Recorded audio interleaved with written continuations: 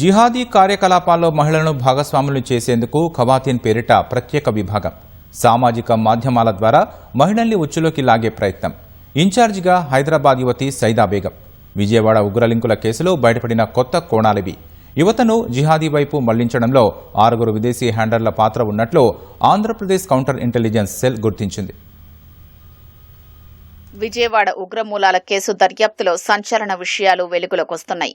Jihadi కార్యకలాపాల్లో మహిళల్ని భాగస్వాముల్ని చేసేందుకు విదేశీ హ్యాండ్లర్లు మహిళలతో ఖవాతీన్ పేరిట ఏకంగా ప్రత్యేక విభాగాన్ని ఏర్పాటు చేసుకున్నట్లు అధికారులు గుర్తించారు. సామాజిక మాధ్యమాల ద్వారా మహిళల్ని ఈ ఉచ్చులోకి లాగేవారని నిర్ధారించారు. ఈ కేసులో పట్టుబడిన హైదరాబాద్కు చెందిన సైదా బేగం ఖవాతీన్ బాధ్యతలు చూసేవారని గుర్తించారు. ఆమెకు పాకిస్తాన్, జమ్మూ కశ్మీర్లోని జిహాదీలతో సంబంధాలు ఉన్నాయని రాష్ట్ర కౌంటర్ ఇంటెలిజెన్స్ సెల్ దర్యాప్తులో తేలింది. భారత్లో ఇస్లామిక్ రాజ్య స్థాపనే లక్ష్యంగా యువతను జిహాద్ వైపు మళ్లించిన వారిలో అల్ హకీం షుకూర్ కాకుండా మరో 5 విదేశీ హ్యాండ్లర్లు ఉన్నట్లు గుర్తించారు. పాకిస్తాన్, బంగ్లాదేశ్, యుఏఈ, ఆఫ్ఘనిస్తాన్, సిరియా దేశాలకు చెందిన మహమ్మద్ హుజైఫా, నింజా, హేమ్రోక్సీ, అబూ మహరీబ్, అబూ బలూచీలు హ్యాండ్లర్లుగా వ్యవహరించినట్లు వెల్లడైంది. వీరంతా నిషేధిత ఉగ్రవాద సంస్థలైన ISIS, al Qaeda in Indian subcontinent, AQIS తరపున పనిచేస్తున్నట్లు తేలింది. వీరు సామాజిక మాధ్యమాల్లో జిహాద్ వీడియోల్ని పోస్ట్ చేస్తూ వాటి పట్ల ఆకర్షితులయ్యే యువతను ప్రేరేపించి ఉగ్రవాదులుగా మారుస్తున్నట్లు నిర్ధారణైంది.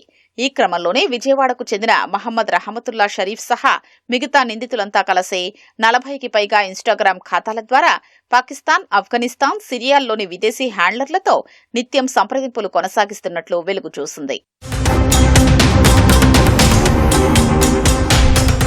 జిహాద్ కోసం యువతను పంపించడం, హిజ్రాత్, జిహాద్ ద్వారా భారత్లో ఇస్లామిక్ రాజ్యం ఏర్పాటు, ఖిలాఫత్ కోసం విదేశీ హ్యాండ్లర్లతో కలిసి నిందితులు పనిచేస్తున్నట్లు తేలింది. అందులో భాగంగా బెనెక్స్ కామ్ పేరిట ఇన్స్టాగ్రామ్, టెలిగ్రామ్లో గ్రూపులు ఏర్పాటు చేసి వాటిలో ఉగ్రవాద శిక్షణపై తరచూ చర్చించుకునేవారని గుర్తించారు.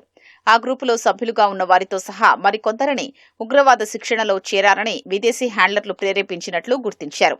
విదేశాల్లోని మదర్సాల్లో ఇప్పటికే కొంతమంది యువకులు జిహాదీ శిక్షణ పొందుతున్నారంటూ ఆ వీడియోల్ని గ్రూపుల్లో పోస్ట్ చేసేవారని తేలింది. బ్లాక్ పౌడర్, ఐఈడీల తయారీకి సంబంధించిన వీడియోలు, ఫార్ములా డాక్యుమెంట్లు, వాటితో పేలుళ్లు, విధ్వంసం ఎలా సృష్టించాలి అనే అంశాలపై పాకిస్తాన్ హ్యాండ్లర్లు ఈ గ్రూపుల్లో ఎప్పటికప్పుడు పోస్ట్ చేసినట్లు తేలింది.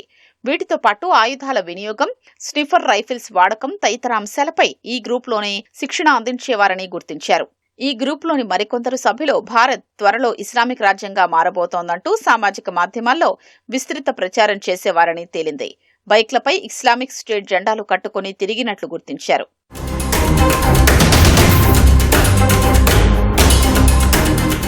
భారత ప్రభుత్వ కీలక సంస్థలపై సైబర్ దాడులు చేయాలని, అధికారిక వెబ్సైట్లు, ఇతర సమాచారాన్ని హ్యాక్ చేయాలని విదేశీ హ్యాండ్లర్లు బెనెక్స్ కామ్ గ్రూపు సభ్యులకు చెప్పేవారని నిర్ధారించారు. సైబర్ దాడులు ఎలా చేయాలో శిక్షణ ఇచ్చేవారని, డబ్బులు పంపించేవారని గుర్తించారు. అవి ఎవరి ద్వారా ఎలా చేరాయి అనే దానిపై ఇప్పుడు కౌంటర్ ఇంటెలిజెన్స్ సెల్ దర్యాప్తు చేస్తోంది. విజయవాడ ఉగ్రమూలాల కేసు విస్తృతి, తీవ్రత దృష్ట్యా దీన్ని జాతీయ దర్యాప్తు సంస్థ NIAకు అప్పగించాలని నిర్ణయించారు. కేసును ఆ సంస్థకు 2-3 రోజుల్లో బదలాయించనున్నారు.